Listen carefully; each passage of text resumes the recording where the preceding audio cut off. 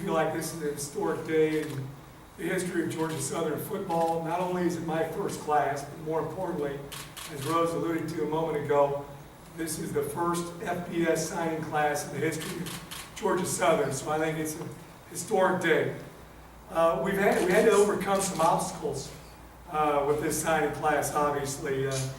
In between Coach Monken resigning from Georgia Southern and taking the job at Army and me getting hired on January 10th, there was about a 3-week period in there. And so sometimes when that occurs, there's never good timing, but obviously that was right in the heart of recruiting, and we had a lot of ground that we had to make up. Another obstacle that we had was putting a new staff together during this time period. Hopefully on Friday, we will have a full complement of coaches, and have one more guy left to hire, and so we had to work through that as well. And as far as the quarterback is concerned, we feel like we've got quarterbacks on the roster right now that are younger guys. And you kind of like to spread that out when you're recruiting, particularly quarterbacks. So we didn't feel that was a pressing need for us. You know, number one, we were looking for guys we feel are FBS talented football players. You know, we're going into a new era of football here at Georgia Southern. We've got to have guys that are talented enough to compete at this level. I also wanted to sign guys that can compete in the classroom and graduate.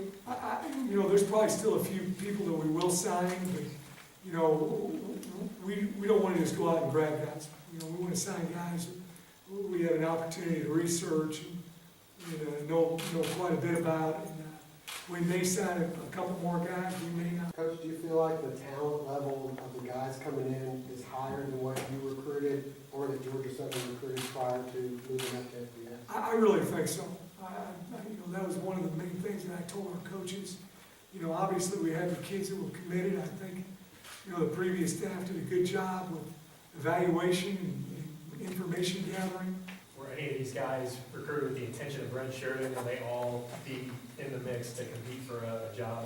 My philosophy on redshirting is if you're good enough to help us win right now, we're going to play. And, you know, that's what preseason camp is for. If you feel like you need a little bit more time to develop, we will redshirt you.